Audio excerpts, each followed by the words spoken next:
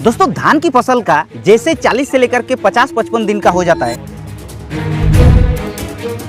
तो उस समय धान की फसल का सबसे क्रिटिकल अवस्था होता है, जिसको गोब या फिर गोबट अवस्था या फिर पेनिकल इनिशियल स्टेज भी बोला जाता है। और यही वो समय होता है दोस्तों धान की फसल में बलियां निकलने का। और इस समय अगर आप लोग सही पोषक तत्व तो आखिरी यूरिया खाद के साथ नहीं मिक्स करते हैं तो इस समय धान की फसल के अंदर ज्यादा बलिया नहीं निकलेगा, दाने के अंदर खोखला रह जाएगा और ओवरऑल आप लोगों का मेहनत जो है वो पानी फिर जाएगा। और इसलिए आज की वीडियो में हम आप लोगों को बताएंगे धान की फसल में हम लोग आखिरी यूरिया खाद में कौन कौन सी पोषक तत्व को कब देना चाहिए और उसको देने के बाद हम लोग को क्या ऐसा फायदा मिलेगा और साथ ही साथ हम लोग कैसे अपने पैदावार को 40 से लेकर के 50% तक बढ़ा सकते हैं। तो दोस्तों सबसे पहले बात कर लेते हैं धान की फसल में आखिरी यूरिया खाद डालने का सही समय के बारे में। तो सबसे पहले तो आप लोगों को ये पता होना चाहिए हम कितने दिन अवधि वाला धान की फसल की ट्रांसप्लांटेशन किए हैं। तो जैसे कि आप लोगों को बता दे रहे हैं, अगर आप लोग धान की एक ऐसा वैरायटी लगाए हैं जो कि 110 से लेकर के 125 से 30 दिन वाला धान की वैरायटी अगर आपने लगाए हैं तो उसके लिए आप लोगों का सही समय आखिरी यूरिया खाद डालने का वो होता है 35 से 40 दिन के बीच में।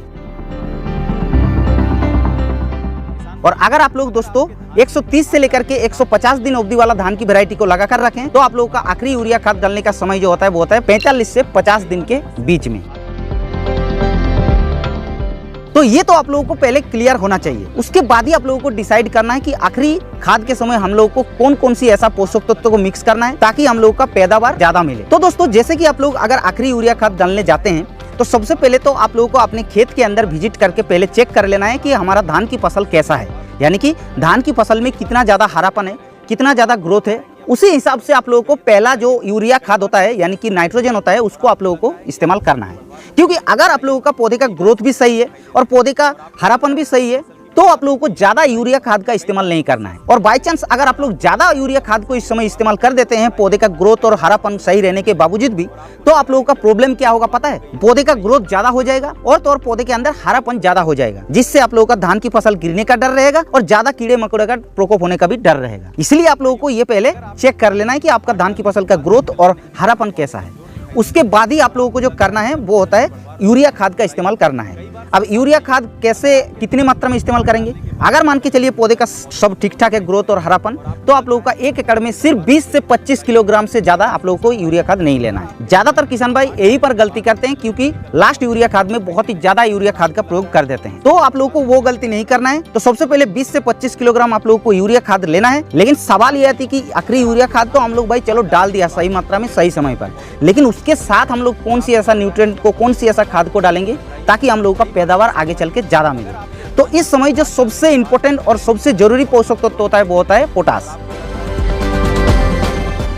जी हाँ, तो पोटास को इस समय डालने का सबसे जो मेन फायदा मिलता है वो होता है दाने के अंदर, यानी कि दाने खोखला नहीं होता है। सबसे बड़ी बात ये आती है कि दाने अगर आप लोगों का खोखला होगा तो प्रोडक्शन आप लोगों को देखने को तो मिलेगा ज्यादा, लेकिन जब आप लोग वेट करेंगे यानी कि वजन करेंगे तो आप लोगों का वेट जो है वो कम देखने के लिए मिलेगा, जिससे पैदावार कम हो जाएगा। और तो और दोस्तों पोटास को डालने के बाद इस समय धान की जो लंबाई होता है वो भी बढ़ जाता है, धान के अंदर जो दाने होता है वो भी मोटा होता है और धान का जो क्वालिटी होता है, जो चमक होता है वो भी बढ़ा देता है। तो इसलिए पोटास को इस समय डालना बहुत ही जरूरी है। लेकिन सवाल ये आती है कि पोटास को हम लोग डालेंगे ठीक है, लेकिन कितने मात्रा में डालना चाहिए। देखिए पोटास का 1 एकड़ में इस समय डोज होता है 25 किलोग्राम, इससे ज्यादा लेने का कोई जरूरत नहीं है। अब बात आती है पोटास के अलावा और कुछ खाद हम लोगों को इस समय डालना चाहिए। जी हाँ, इस समय एक पोषक तत्व तो ऐसा होता है जिसको डालने पर पौधे को हरापन ज्यादा रखता है लंबे समय तक, और तो और आप लोगों का फंगस जनित रोगों से भी ये बचाता है। और इतना ही नहीं, आप लोगों का फोटोसिंथेसिस को भी बढ़ा देता है, यानी कि प्रकाश संश्लेषण को भी बढ़ाता है, जिससे पौधा खाना ज्यादा बना पाता है और आप लोगों का ज्यादा पैदावार मिलता है।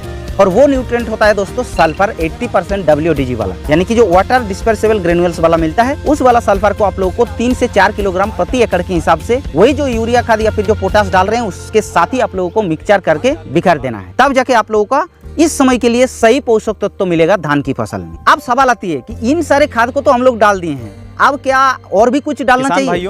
देखिए अगर आप लोगों का इस समय धान की फसल में तना छेदक और पत्ता लपेट सुंडी देखने को मिलता है तो आप लोगों को इस समय जो होता है वो सही समय होता है, बहुत हो लेकिन ज्यादा पानी नहीं होना चाहिए। और उस समय अगर आप लोग डाल देते हैं ग्रेन्युलस इंसेक्टिसाइड को तो आप लोगों का तना छेदक पत्ता लपेट सुंडी से भी बचा देता है। लेकिन इसको तभी डालना चाहिए जब आपने फर्स्ट यूरिया खाद डालते समय इसको नहीं डाले हैं तो ही इसको डालना चाहिए, नहीं तो आप लोगों को इसको डालने का कोई जरूरत नहीं है। तो बस आखिरी यूरिया खाद डालते समय धान की फसल में इतना खाद अगर आप लोग डाल दिए हैं तो आप लोगों को भी शानदार रिजल्ट देखने के लिए मिलेगा। और अगर आप लोगों का कुछ सवाल रह जाता है तो भी आप लोग नीचे कमेंट कर देना। बाकी हमारे इस चैनल पर पहली बार आ रहा है तो चैनल को सब्सक्राइब भी कर सकते हैं, क्योंकि हम लोग इस चैनल पर ऐसे न्यू वीडियो आप लोगों के लिए डालते रहते हैं।